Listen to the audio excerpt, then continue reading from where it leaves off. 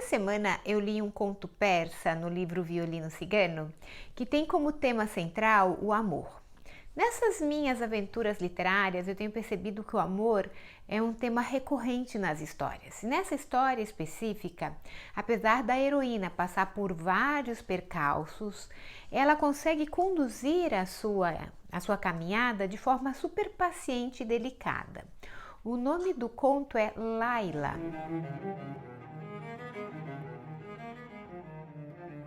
A história se passa num reino muito distante daqui, em que morava um rei que estava triste porque ele não conseguia ter herdeiros. Um belo dia, esse rei, cansado de tanta tristeza, resolveu fazer uma oração e pedir aos céus que lhe dessem ao menos uma filha.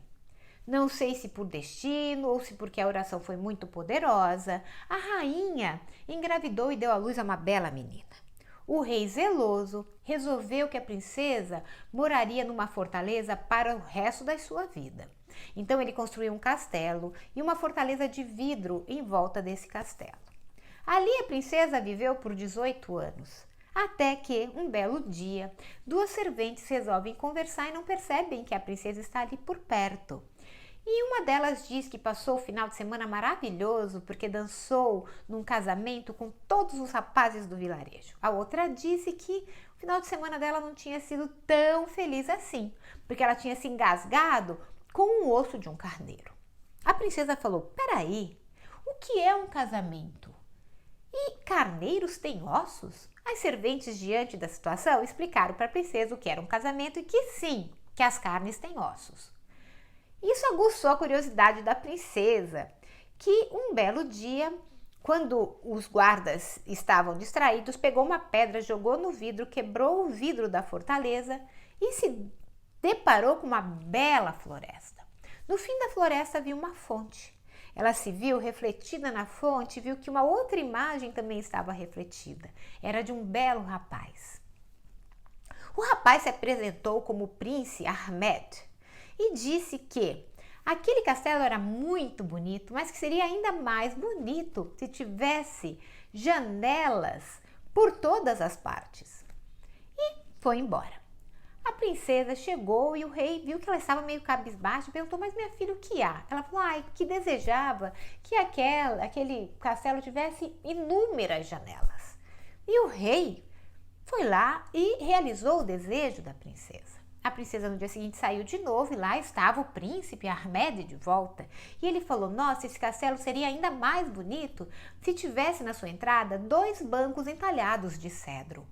E a princesa foi e falou com o pai e de novo estavam lá os bancos. No terceiro dia o rapaz disse: "Olha, esses bancos poderiam ser compostos com 2 colunas de mármore." E a princesa desejou as colunas e o pai as colocou. Mas nesse dia a princesa adoeceu, estava ardendo em febre e não conseguiu sair da fortaleza. Mas ela ouviu de longe o príncipe Ahmed dizendo que gostaria muito de conversar com a princesa Laila. Ela chegou a tentar sair pela sacada, mas ela não teve forças de gritar pelo nome de Ahmed e ela só viu o príncipe indo embora. Bom, diante disso, a princesa resolveu que iria atrás do príncipe. Ela se vestiu com os trapos mais horrorosos que tinham no castelo, deixou as suas roupas suntuosas para trás e saiu em busca do príncipe Ahmed.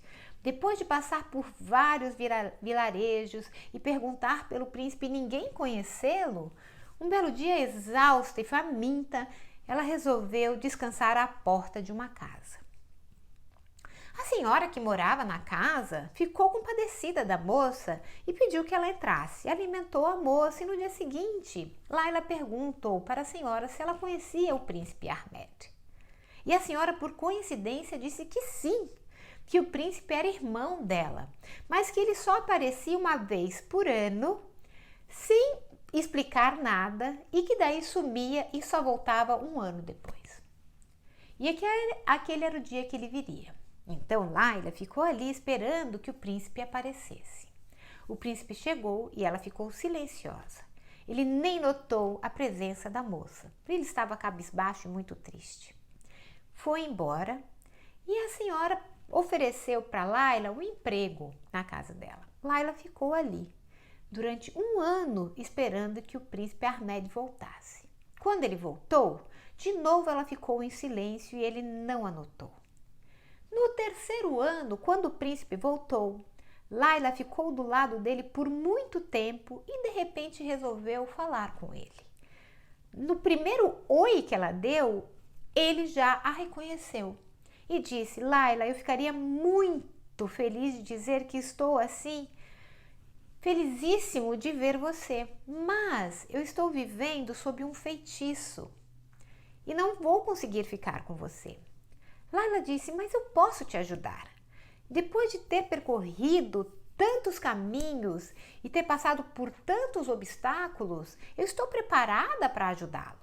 Ele disse: bom, eu preciso então que você faça o seguinte: quando eu for comer, fique aqui do meu lado, e quando eu for comer o último pedaço de pão, você tem que tirá-lo de mim e não deixar que eu o engula. Depois, sem que eu perceba, você tem que tirar 7 fios de cabelo e juntar com esse pão. Quando eu sair de manhã, você tem que me seguir sem que eu perceba que você está me seguindo. E quando você chegar ao meu destino, você vai queimar o pão e os fios de cabelo numa fogueira e você ficará 30 dias e 30 noites acordada me esperando. Assim o feitiço se quebrará. E Laila fez isso. Pegou o pão, pegou o cabelo, seguiu o príncipe. Quando eles chegaram em frente ao mar, ele entrou numa gruta e sumiu. E Laila ficou ali, sentada, esperando que o príncipe voltasse 30 dias e 30 noites.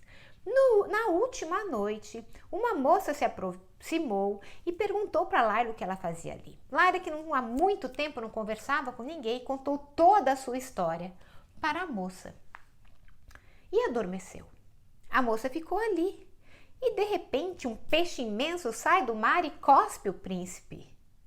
A moça vai ao encontro do príncipe e se apresenta como Laila. Ele fica equivocado, ele acha estranho aquilo porque ele não reconhece naquela moça Laila. Mas, diante de tudo que ela sabia, só poderia ser Laila. E ele parte com a moça. Quando Laila acorda do seu sono profundo e vê que não tem ninguém ali por perto, ela percebe que foi enganada. Mas ela não chora nem desanima. Ela pega o caminho e vai atrás de Ahmed. Quando ela encontra o palácio em que o príncipe está, ela compra uma bela seda e fios de bordar e borda nessa seda o castelo com as janelas, os bancos de cedro entalhados e os 2 pilares de mármore. E embaixo escreve uma frase: se você tem um cofre de ouro que só uma chave abre e por acaso você encontra uma outra chave que pensa ser a chave antiga, mas não é, e se algum tempo depois a chave velha aparece, qual das chaves você escolhe? E entrega isso para um dos guardas do castelo e pede para que ele entregue ao príncipe Ahmed. Não demorou muito tempo para que o príncipe aparecesse e falasse para Laila: obviamente que eu escolheria a chave antiga. E os dois sorriem e partem para a felicidade. Assim termina o conto. Esse conto ele é de uma delicadeza assim esplêndida, eu diria, porque ele trata o amor de uma forma silenciosa, paciente, que só se pronuncia na hora exata que deva ser pronunciado. Então, todo o percurso da princesa, ele é silencioso e ela fica sempre na espera, né? Ela espera a hora de falar com o príncipe, ela espera a hora de escrever sobre a chave. Todo o resto do percurso é paciente e silencioso. Então esse conto me fez pensar muito sobre essa condução do amor, né? Que talvez se conduzirmos o amor de forma mais silenciosa e paciente, ele consiga se pronunciar de maneira mais veemente. Se você gostou da história, curta, compartilhe e quarta-feira eu tô aqui com uma história nova.